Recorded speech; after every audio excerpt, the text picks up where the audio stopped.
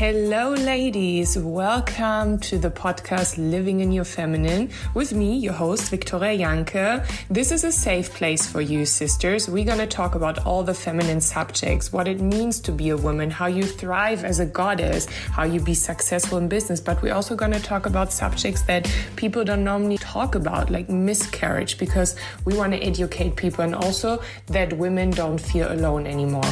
I have amazing experts who are going to give you so much value. So get a cup of tea and let's go. Welcome to another episode of Living in Your Feminine. Today I have my dear friend here, Tanja Buelter. She is a single mom, TV host, coach, speaker, and breast cancer survivor. She's going to share with you so many important nuggets that I ask you to please take a notebook right now and a pen and let's go. Hi, Tanja. Hi, Vicky. I'm so honored to be here. Thanks for this introduction. Yes. I'm getting red. It's good that everyone is not seeing me right now. We will take a photo later. You're so beautiful. Thank you for being here. And I like to start my podcast with a random question. So I would like to know, how old were you when you had your first kiss and where was it? I just talked about this with my kids yesterday. That's really random right now. So first I have to tell you, my daughter is 11 years old and my son is 16 years old. So he's like a teenager. He's like flirting for his first time right now. I was 12 and I can remember this because it was my birthday. And we played hiding in the dark. And I know this game. Every kid should know that. And all of a sudden, I met Marcus. He was in my class. And I would say, well, our lips found each other just for a millisecond. And that was it. That was kind of my first kiss. But how did it feel? Well, I was embarrassed on the one hand. On the other hand, it felt really good. And I was kind of in love with Marcus. And 2 years later, we came together. So we have been a pair then. And so, yeah, it felt like my first little flirt. And it was the right person. I think it always has to be the right person. Oh, that is so beautiful. But Marcus is not the father of your kids, right? No. You had different boyfriends then. No. Some other man came in between, I would say. Oh, thank you so much for being here. I wonder, so you're a very successful TV presenter host. How did you end up being a TV host? Was it always like your dream to become a TV host? Or how did you end up being at RTL? It's a very big German TV channel. Yeah, it's the biggest private broadcaster, indeed. Oh, wow. Yeah, okay, I didn't know that. Yeah. Ooh, I feel so honored to have you here. No, that's okay. My story is that I always wanted to be a journalist, to be honest. So in school, I did, for example, the school magazine. I loved writing. I loved doing interviews and telling stories. And so I did, I think, a couple of internships during my studies. And after my studies, I thought, well, I did radio, I did newspaper, and I did TV. And TV was my preference. So I ended up at television just as a normal content creator. And all of a sudden, my boss told me, well, maybe you could just do a stand-up. We just try. So I ended up doing a stand-up. Then I did a live shot. And then they told me, well, let's try. What about doing the news as a news host? And I was like, well, I mean, these are big steps, you know. And I tried it. And yeah, I kept doing it. I mean, since 20 years already. 20 years, you just look like 20. And you're such a powerhouse, like literally. So you not just being like a very successful TV host and coach now, you're also a single mom and you survived cancer, breast cancer during COVID. Like, how did this like feel for you? And like, how did you like turn your life from being a TV host and surviving cancer to then like helping others and like writing your book as well and having your workshop? Like how like, can you give us some like nuggets, some like tips for women who are maybe going through the same, who are single moms, who are struggling with an illness? Like, Yeah, I mean, this is my main issue. This is something this comes from my heart, Vicky, because everyone can imagine this was the toughest time in my life. I got the diagnosis in October 2020. I was already a single working mom at that time with my 2 kids for nearly a year. And yes, so I got this diagnosis. I had to go through 2 chemotherapies and, of course, operation and other issues, which took me another nearly a year, I would say.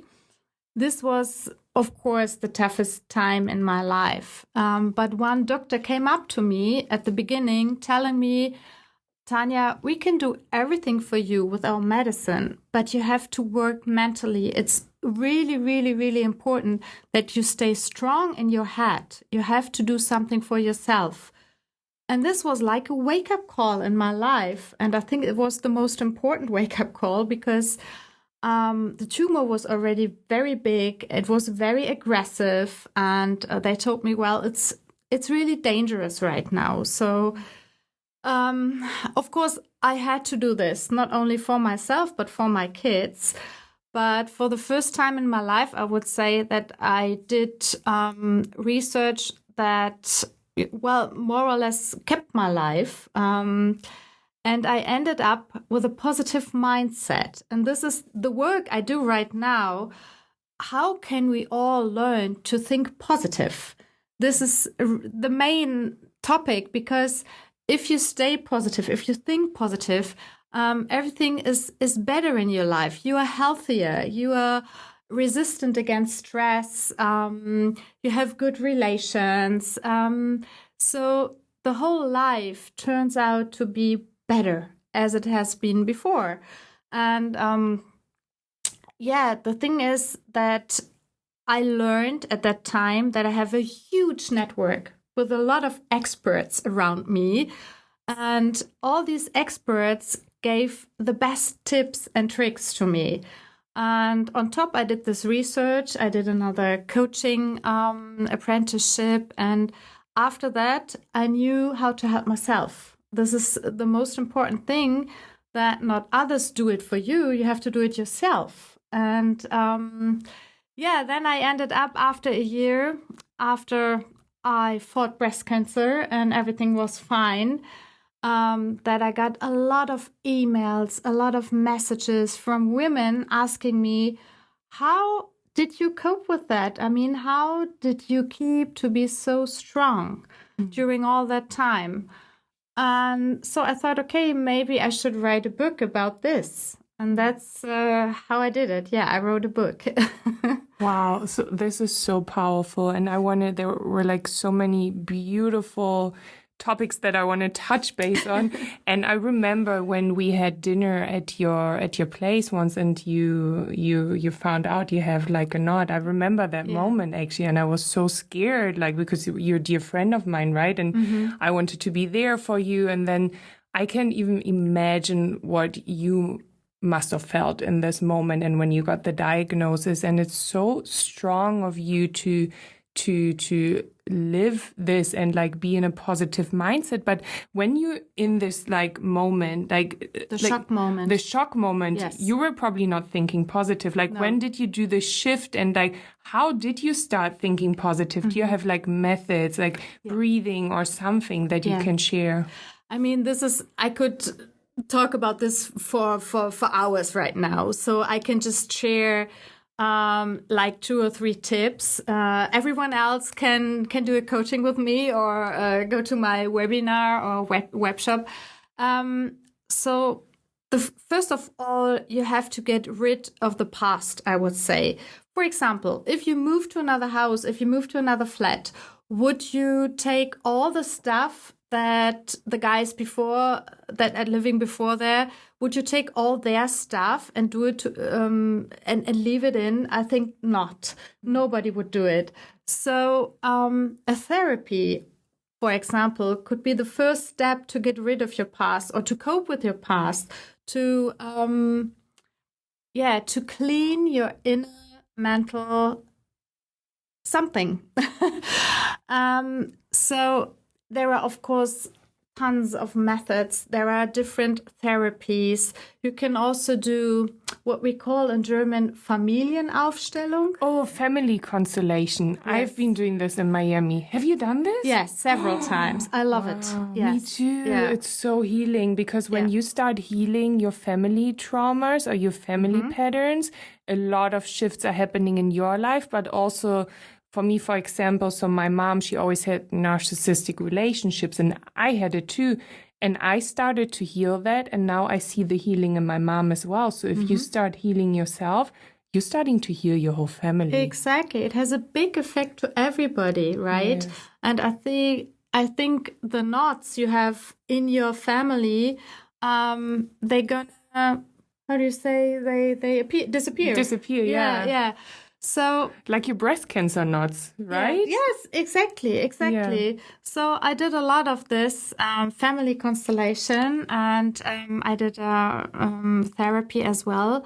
And then I learned, okay, if you have done that part of your life, you can try to learn the tools and to make them just to be normal, as, for example, brushing your teeth. Yeah. So the thing is that the mental work is not something you have to do on top. It has to be in your life. You have to do it like every day or every second day, but it should be normal. It shouldn't be a load for you, something which makes trouble or which annoys you.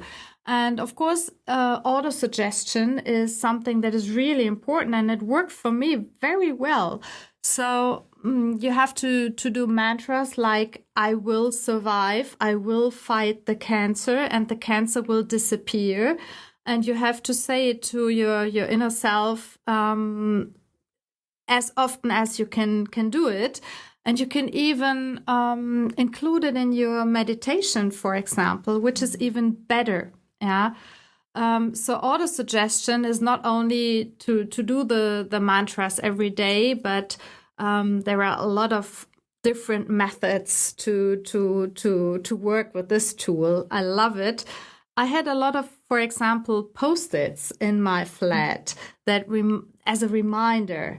So, for example, at the mirror in my bathroom, I had a Post-it that said, "You will survive. Just smile." Yeah.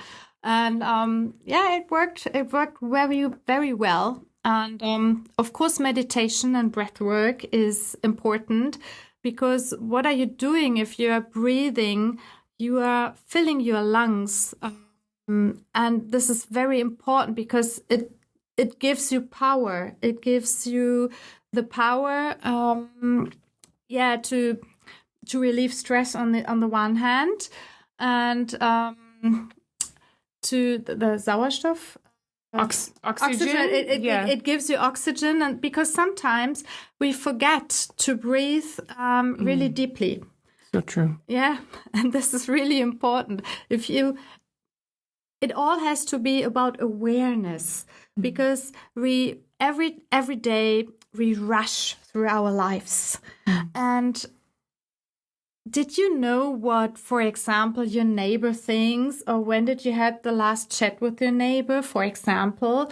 Are you aware, for example, what the cleaning woman thinks right now, or what how the table feels? We're sitting right now at the table.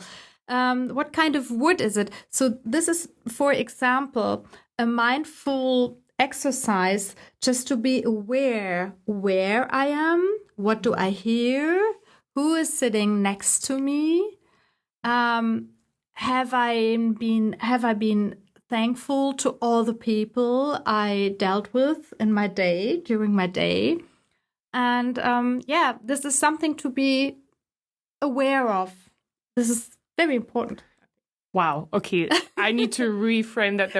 I was like taking notes like crazy, and I hope who's listening right now is also taking notes. So the first thing is get rid of your past, right? Mm-hmm. So if you move in a new place, you're not going to keep the old stuff there from your, the people who rented it before. So because like, don't live in the past, right? Live in the present moment. So important. And I mean, when you're facing death, I believe you really start to think about like enjoying the moment now with your kids, enjoying like the sunshine. And a lot of times we think we're going to be on this earth for so long. And like you said, we rush through life and we forget to breathe and we forget to acknowledge what we have in our life. So be really in the present moment. That's a big thing. And then I love the mantras. So I'm doing this as well. I have I call it incantation. And I tell myself, for example, I love you. You are a power woman. We got this. I am, you too. And I love that, like having posted. I wrote this down as well. This is so cool. And saying, I will survive, and smiling, because smiling does a lot as well, because you start smiling, and eventually, even if you don't feel it in this moment, I guess when you're losing your hair and going through chemo, there will be probably, you don't feel like smiling, but when you tell your body and your face, let's smile, eventually it will come to your brain and you will start to feel it, right? Exactly. This is the one part. And the other part is, for example, when you're really ill, everyone looks better when she or he smiles. Everyone looks better. And so if the first thing you have to do in the morning, watch yourself in the mirror and smile, because it does something to your unconscious mind. Yes. Unconscious mind, yeah. And I think this is something I really did a lot of times. And on the other hand, for example, when I've been, I got this chemotherapy once a week, for example, and I styled myself. I tried to get on makeup, to wear nice clothes, and I wouldn't say it was like a catwalk when I've been there, but a lot of women did this because we wanted to feel good in this shitty moment, I would say, because I've been sitting there for a couple of hours. I managed to wear this cool cap, which kept me a lot of my hair, which was amazing. And it was very new to all the people in Germany, because this is, if there is anyone out there that doesn't know it, do you know it? No, I don't know. What's the name? It's a cool cap? It's a cool cap. Yeah. And a cool cap is a method to contain your hair during chemotherapy. It's a method that is very known in England. I think like 80% of all breast cancer patients got the offer to use a cold cap. In Germany, you have to pay for it. For each session, you pay like €50 up to €150. It depends the doctor. And the method is this. You have a really tight cap on your head. The hair is wet. So you have to not to wash it, but the hair is kind of wet. Then you have this cool cap and a kind of helmet on top. It's very uncomfortable, I have to say. So this is combined with a machine, and this machine cools this cool cap down, like it's very, very cool. So you have it on your head, and the cells on your head can't take the chemo, the medicine, because they are so cool, and they kind of close in this moment. Wow. Okay. So then the chemo doesn't reach it. Oh my God, this is so like wow, so beneficial for all the women who are going through this, because losing hair as a woman, I mean, I just got extensions. For me, hair is like the most feminine thing, right? And when you're already going through, I can't even imagine. I'm literally having chills, like just listening to you with everything. So thank you for sharing this. Yeah, but I have to add, it's not a method that fulfills everyone's dreams, because it's kind of painful. Because imagine, what do you feel if your head is cold? Your whole body feels cold. You feel like in a fridge. And you have to sit there for 5 hours. For example, normal chemotherapy, it lasts for about 3 hours, more or less 3.5 hours. So you get your infusions and then you go. With this cool cap, you have to cool before and after, because the cells, they close and they have to be closed as well. And so this is a method I've gone through, but I was freezing all the time. I had like 2 blankets. I had a winter jacket. I had warm tea on my side. And not everyone says it worked for me, because it was just too painful, too nasty. And how long did you do it? How long were you, like the whole time? Half a year for every Monday. Half a year. Yeah, I called it my happy Monday. It's just about mantras, I told myself, okay, this Monday, every Monday, I had to be at my doctor's at 9 o'clock, and then we started this chemotherapy at 9:30. So 5 hours later, I could leave. It was a long time, half a year, every Monday. But I told myself, okay, so in every bad part, there is a good part. What was the good part about this? Of course, I kept my hair, and I met Anja, another breast cancer patient, and I'm really close friends to her right now. And we managed to be together in this doctor's place every Monday morning for all these months. And Anja was the best part of all the chemotherapy. And so, yeah, we had a good time, we loved each other since then. And we watched television, we shared books, we shared tips, everything. So, yeah. Wow. Every bad part has a good part. Yes. I love that. I can really tell you really worked on your mindset, because I can just imagine the thoughts that like the little mind is playing, right? And you're like, no, I'm in charge now. I'm calling it the Happy Monday. I'm making a new friend. I'm focusing on being happy, on being warm, even though my hair is like freezing. Yes. And I'm like, oh my God, is it winter? And probably also your kids, right? You probably had a big why to survive that, right? Yes. So this was my biggest aim, to be there for them. And of course, this was a really, really tough part to tell them that I have breast cancer. I mean, at that time, my daughter has been 7 and my son 12, and I never forget the moment when I had to tell them. But I asked a friend, she's a kids psychiatrist,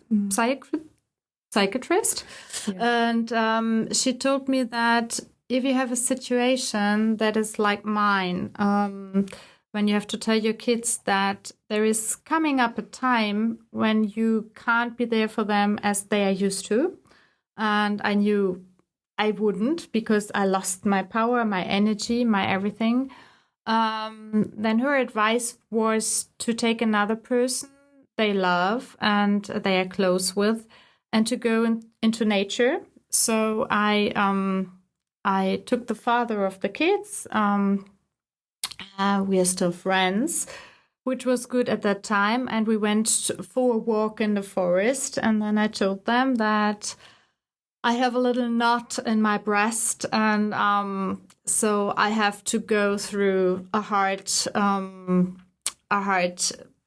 cure, more or less, and that there will be moments that Daddy is more in charge than they are used to that time, and my mom as well, so their grandma, and they were fine with that, and So my son, he was amazing. He said, Mom, I'll Google everything what is good for you. For example, the best diet. I will find everything on YouTube. Just trust me. Yes, it was heartbreaking. And my daughter, she wanted to check out the little knot. So yeah, it was winter time. And so I opened my jacket and got her hand. And then she tried to touch this place, and she could really feel it. I mean, you could feel this tumor. And after a few weeks, she managed to be my little nurse. And this is the next advice I can give to all the moms out there, to not to hide it from your kids, but letting them be part of your journey, because she was so proud that she was my nurse, for example.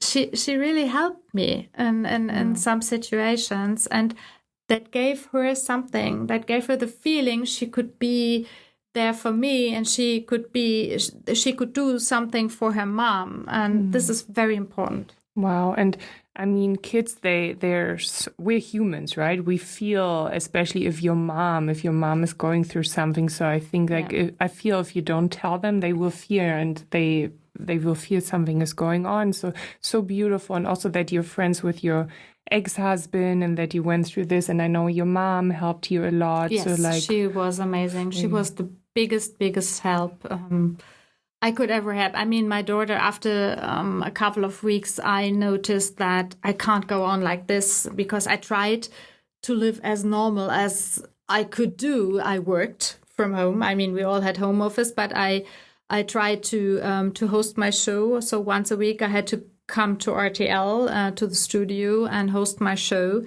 I managed to do this, but it was really hard for me. But I wanted to do it. And this is another advice. If you're really, really ill, just don't... how can you say... It's really important not 24/7 to be with your illness mentally. Yeah. I tried to work, and it was really good for me, because I had the feeling that I can still do something useful. And I'm not only the patient. I'm Tanja, the host, as well. I'm Tanja, the mother, as well. I cooked, I did my household and everything. But if you cope 24/7 with your illness, it does something to your mind, because then your mind notices, okay, this is the signal. Tanja is very ill. She can't do anything else than being ill. So my solution was, okay, if I have the power, and I had the power, I don't know how, but I had the power, to do some sports, to go out, to do my walks in nature, and to work. And it really helped me. It was very, very good for me. Wow. Yeah, I remember. I was like, wow, you're like working, you're doing this, you're looking good. I was like, wow, but you probably also had moments where you felt tired, right? Yes. And I feel now, I feel you changed in a very positive way. I remember a few days ago, I was calling you or texting you and saying like, hey, should we go to this event? And I remember that was amazing learning for me. You said like, oh, I'm not going to every event anymore. I'm really taking care of my energy.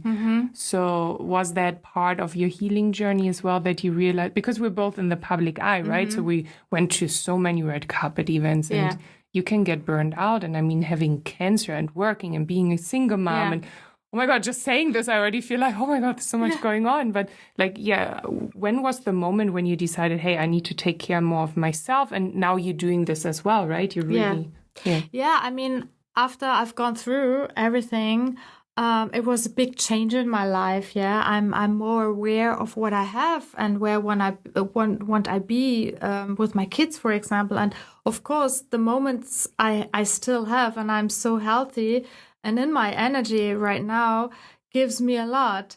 And this is why I decide: do I really want to go to this event tonight? What does it give me? And you have to decide. are you doing it for someone else, or are you doing it for yourself? Because if you're just doing it for somebody else, I would just skip it.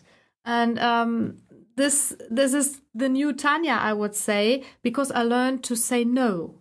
No is a full sentence. And this is something I learned as well. No is a full sentence. You don't have to argue about it. You don't have to say why.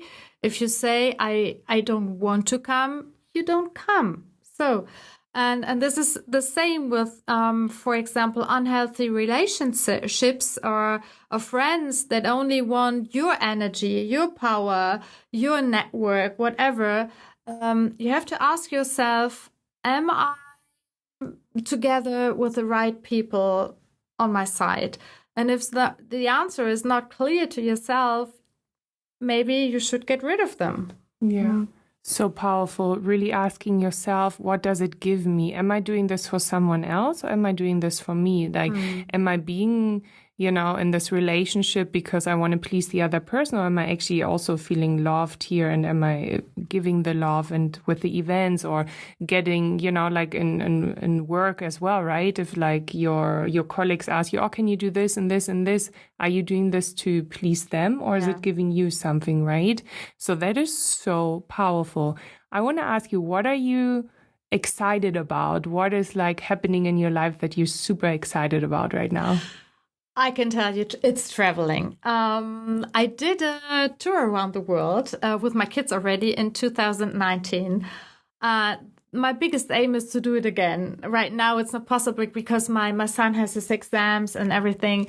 But I'm traveling with them all the time. And my next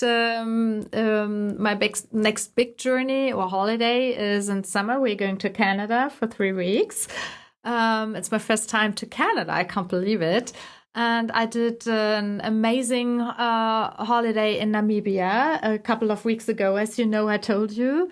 I've been together with my kids separately, which was amazing as well, because they have like a 5 years difference. So I'm doing different things with my daughter than with my son. I've been with him to Scotland, for example, hiking in nature.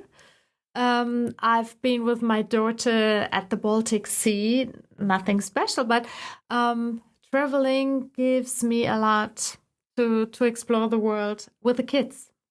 And creating memories, right? Because that's in the end what stays when we leave this earth. I mean, you're going to live 100 years now. You survived that. And I need you here, and you're inspiring women. I believe that you went through this now became your purpose, that you're helping other women to think positive, and men as well. Yes, of course. I mean, it's mostly women, I would say, that come to me because we learned that we